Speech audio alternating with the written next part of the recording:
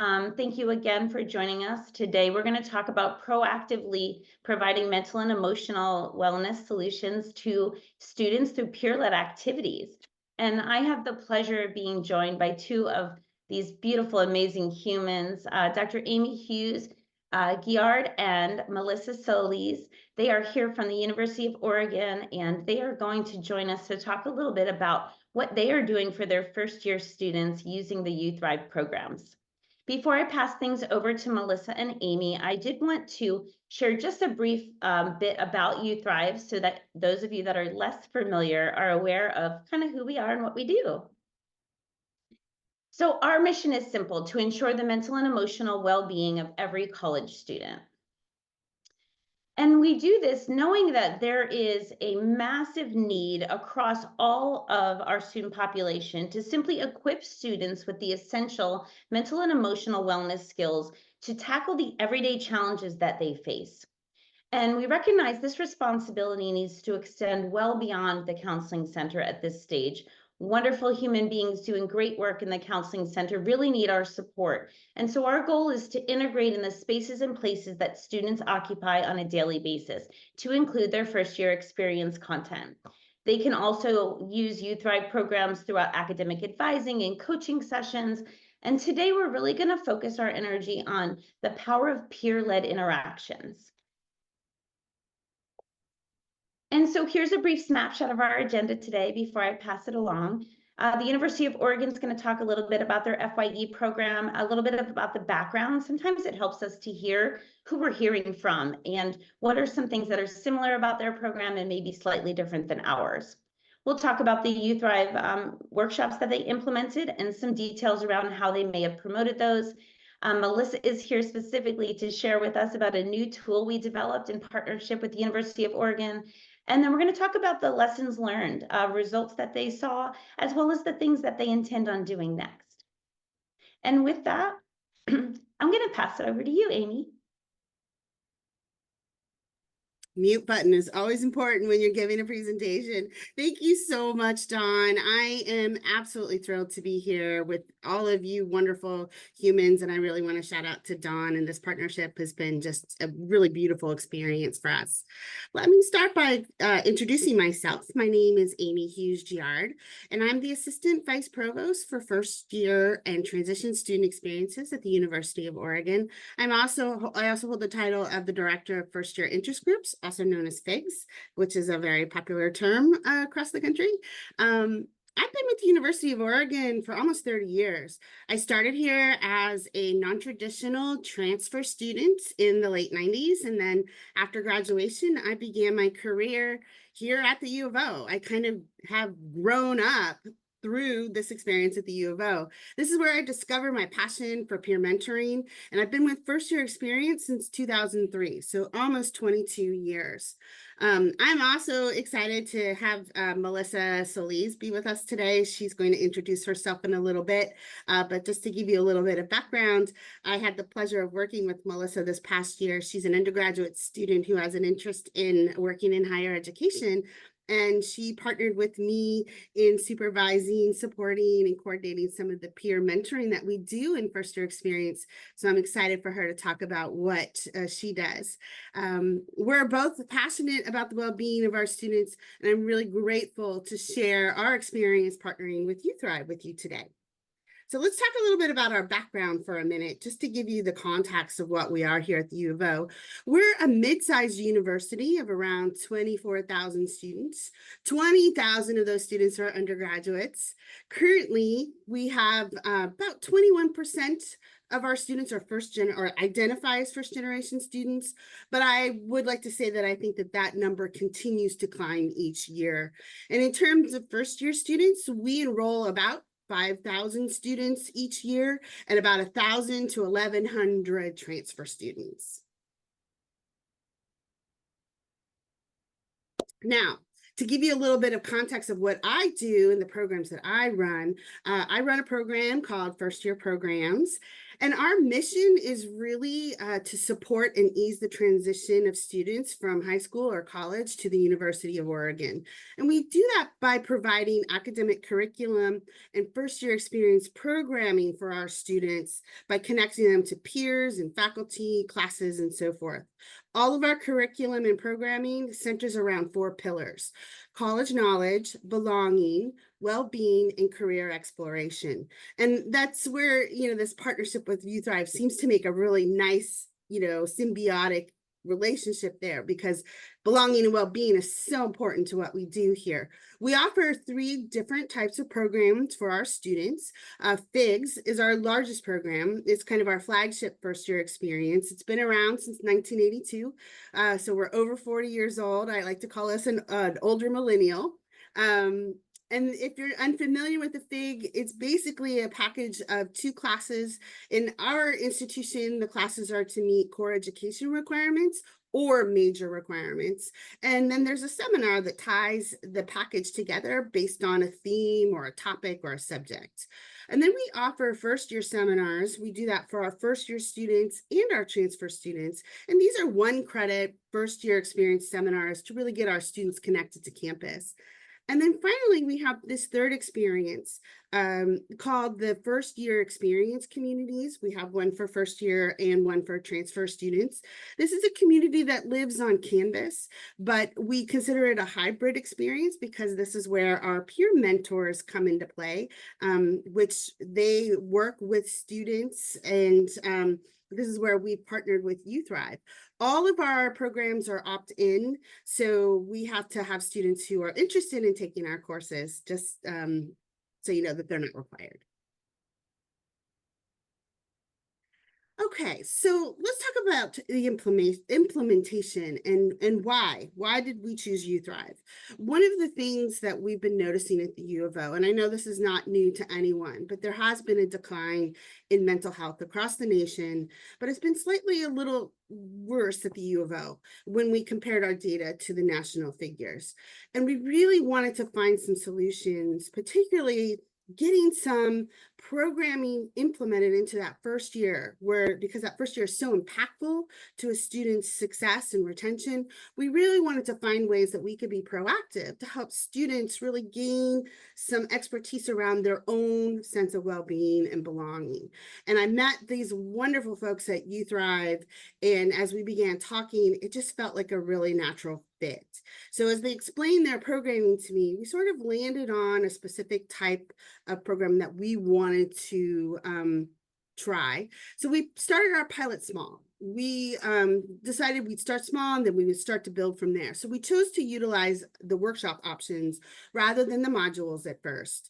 And then I decided, because peer mentoring is really my expertise, is I wanted our peer mentors to facilitate these workshops. As we know, peers listen to peers. So we really wanted to make sure that students were getting this information.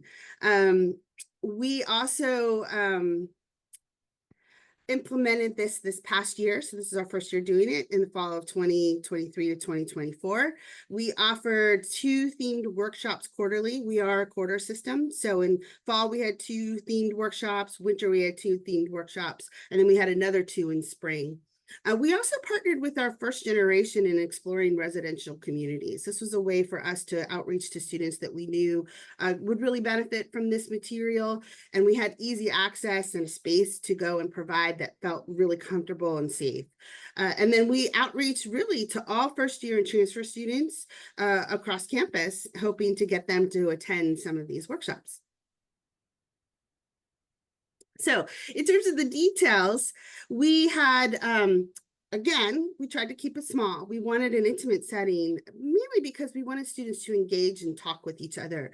So we aimed for about 20 students per workshop, and our average range between 8 and 10. Each workshop was 45 minutes in terms of delivery, but we did schedule the event for an hour. We wanted to pack in some time for students to mingle, get to know each other, get comfortable, and also ask questions in between the session. So that was how we operated with that. We had 5 topics that we used. We used positive psychology, well-being, stress and resilience, mental health, mindfulness, and self-compassion. I will say that stress and resilience was our most requested. So we ended up offering stress and resilience, all 3 terms for students. And then mindfulness was our largest attended workshop, which we're really excited about. We had over 15 students attend that one. So there's definitely some interest in students started, by spring term, we're like, oh yes, we're going to come to these. This is how we promote it. We have a pretty decent social media audience, and especially in Instagram. So we use Instagram to our benefit, working with our partners. These are some of the student-made designs that they used to promote our different workshops, which were really well received. We also utilized our digital network on campus with digital displays. We worked with campus partners who have listservs to send out workshop events using our calendar on the U of O website. And then, of course, we use newsletters as well. There are some departments that would announce big events coming up, and that seemed to be really impactful. We were seeing students coming from all different areas, and it kind of showed us that this promotion actually worked for us. So we'll continue doing that in the future. One of the things I love, Amy, about what you created here too, is that it was created with students, for students, by students, right? And it's an opportunity for us to remember that they really do know what their peers are looking for, maybe even just languaging, images, anything that they can do to help be a part of the process. It sounds like it was really beneficial in attracting the students to join you. Absolutely. Now I'm going to turn it over to Melissa because she has a really great tool that she worked with You Thrive on, and I'll let her talk all about this. Thank you, Amy. Hello, everyone. My name is Melissa Siss. I am an undergraduate student here at the University of Oregon, studying psychology and sociology. And as Amy shared, I did spend this past year kind of really pursuing that passion of higher education, which has been wonderful. And so my role in doing that was to not only support the organization of the workshops, the implementation, but also observing them and working with our peer presenters to kind of provide feedback. I really wanted to emphasize creating those safe and brave spaces, which you can see is now on the checklist here, engaging students, but also using these wonderful tools that You Thrive provided to us. And so in providing kind of that feedback to them, I am very diligent about taking notes. So I took, in our very first workshop, I took a bunch of notes, and some of them were little things like turn on captions as we watch videos, or make sure like our presenters are facing the audience, those little things that they've gotten in the trainings, but also larger things of creating these safe and brave spaces. And so as we worked closely with our You Thrive team here to say, this is what I'm observing, this is how it's going, I think it's going well. They also had, oh, well, what about this? What about kind of these things? And so as we did our kind of second debrief after our second round of workshops, I asked if there was something that I could be doing that would support their processes. So I know how to support my student team here, providing them with skills that made them better teachers, and having students that are better teachers create those better and safer spaces. And so to do that, I also wanted to make sure that supporting You Thrive on the end of making sure we all had this basis of this is the feedback I'm thinking of providing, this is what is important for me to provide to them, but also what's important for you all. We're not your only university, although go U of O, but there are other universities who might want to implement this method in different ways. And so with that, I asked, this is what I'd like, this is what I observed, but what can I do better for you all? And so in that, we had a conversation, and out came this wonderful workshop observation checklist. And you can see it hits those 3 points, the brave spaces, and kind of emphasizing some of those things I observed. Are they creating a welcoming space? Do we have icebreakers? Also the engaging students. It's not only having students come, but be involved. And I will say that is an area that we really improved after the workshop observation implementation of this kind of checklist, because we had students return afterwards. We had at least a handful of students who came back to the rest of the remaining workshops because of the space that was created, because they were engaged. But we also had students walking away saying, can I get these slides on digital? How can I engage further? And so that's where that sort of element of working with the Youth Thrive group was so incredible, because not only did they accept what I was saying and what I was seeing as I was supporting our peer team here, but also how to further expand that engagement with peers and use these materials that they have been provided to us. So yes. So Melissa, you did such a beautiful job, not only just communicating what you needed so we could help, but also really doing it in such a thoughtful way so that the feedback your peers were receiving was actionable, was focused on being a strength spotter, and really making sure that they were taking some tangible tips, things they learned in the training, but maybe also just acknowledging the things they did really well and the opportunity to try something new and different next time, and give them the agency to do so. And so we're so grateful that we're able to make this tool available to all of our partners now, and not just U of O, but it definitely started with you. And so we wanted to make sure that we expressed our gratitude and allowed you to take some credit for this beautiful tool that is now available. So thank Of course, you. Dawn, thank you. Yeah, I think it's important as students feel the power to create these materials and develop the story themselves. Providing that supportive feedback and braver spaces will really engage students and create powerful workshops. So thank you all. Thank you, Melissa. I really appreciate all the work that you've done here. Well, my initial goal for this partnership was to get tools like the Youth Thrive information into the hands of students that supports their well-being and mental health in a proactive manner. I really also wanted to focus on my peer leaders. I wanted to develop and mentor our peers who do this work out on the front lines, because often they're the ones that are approached first when a student is feeling pressure or in crisis. They might go to a student first. And so really developing these strong leaders who feel comfortable in supporting each other just really builds out that network. So by having the students give these workshops, it really helped them hone their teaching skills. They got to build on their career development and their own goals that they have for their career. And then they finally demonstrated mentorship, but not only to the first year students, but really to each other, which was a really impactful experience for us. In terms of the key focus, again, the goals for the peers that they set for themselves were to learn how to deliver interactive materials to increase engagement amongst their audience. They got comfortable with sharing their own personal experiences and discovered how impactful that could be. And they built a strong community of peers in a safe space and environment, which is, Melissa just demonstrated what that safe space and environment allows. The students can be creative and open to giving us feedback. That's something we really appreciate here at the U of O, is we will adapt to the needs of our students when they tell us what they're wanting from us. So I really appreciate that. So thank you. I'd also like to share with you a little bit some of the feedback that we received in terms of what our peer leaders are saying. I really enjoyed being a facilitator and having the opportunity to connect with students on a topic so important, and also provide a friendly and welcoming space to talk about these topics and issues. Having workshops like this are very important to have with college students, because most of them really don't know how to manage their stress, especially being away from home. Like, these are the things that our students, our peer leaders, are hearing from their students. And when they got to experience giving these presentations, this is what was coming back to them. I think that's really powerful. And then students who participated in the workshops, they said first year programs made it a safe space.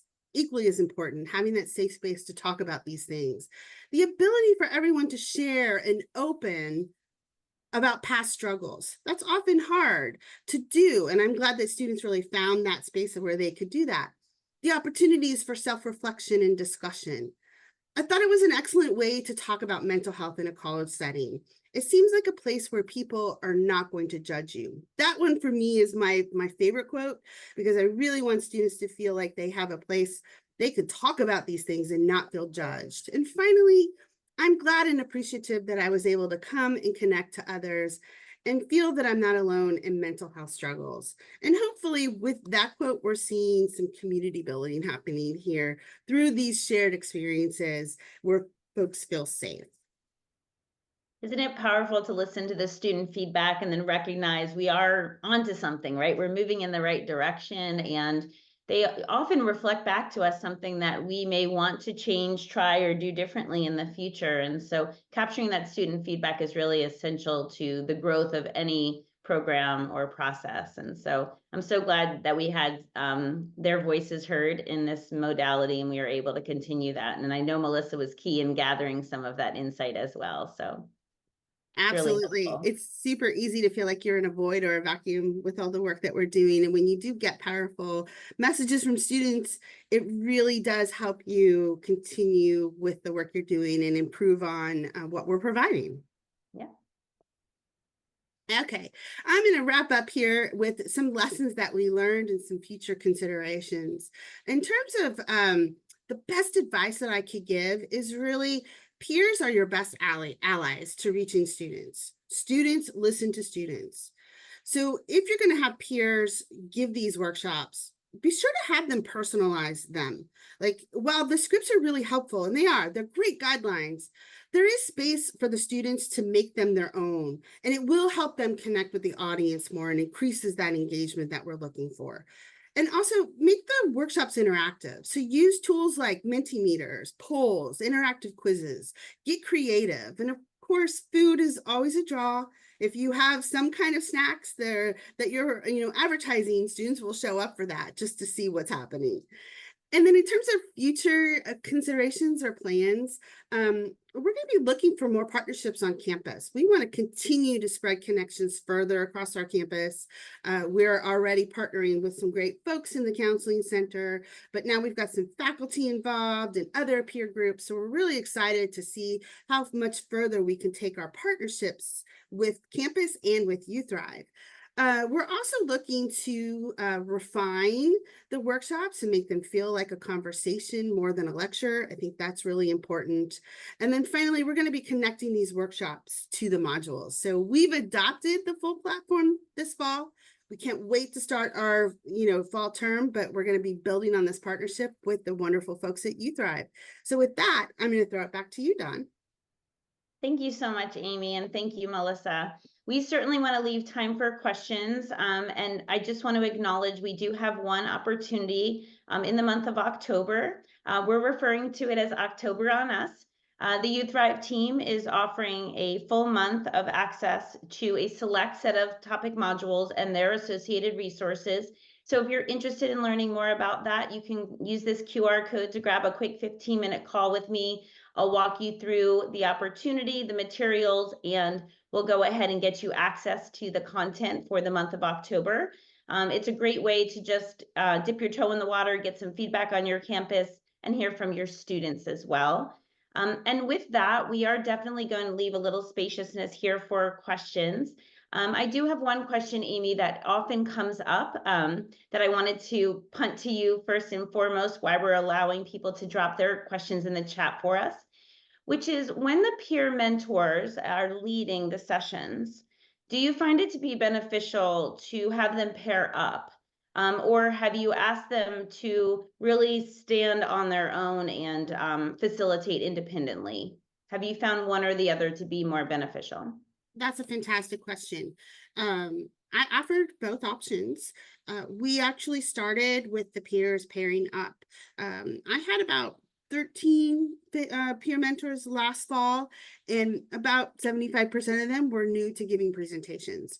So while You Thrive did a great job training them, they still were nervous to give their first presentation. And I found that having the students pair up really it was a great benefit for them to feel supported by each other. So if somebody forgot something or wanted to mention something, they could support this back and forth banter. That was really nice to see.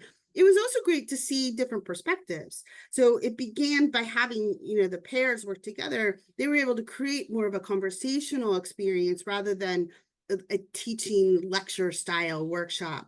But we did have a few that did it on their own because somebody was either sick or had an exam where they couldn't make the workshop that day. And that worked really well too. But we did start out with the pairs, and most of them did it in pairs because they really enjoyed that teamwork. Perfect, thank you. Melissa, I just want to acknowledge you. We have a comment in the chat acknowledging how great the checklist is from one of our partners at SUNY Plattsburgh. So they're acknowledging you for that beautiful checklist. So I just wanted to share that with you because I know you can't see the chat. Thank you. If anyone else has any questions, we have just about 5 minutes remaining. Amy, Melissa, and I will stay here in the room to receive those questions. We're going to drop our cameras. But if you have a question and I see it in the chat, we'll go ahead and just turn our cameras right back on and make sure to address those questions. And with that, I will thank you all for being here. If you are done for the day and you're ready to move on, we are grateful for your time. We recognize you all are very busy. So thank you so much for joining us today. And again, we'll stay here in the room with you for the remainder of the time in case there's any questions that we can answer.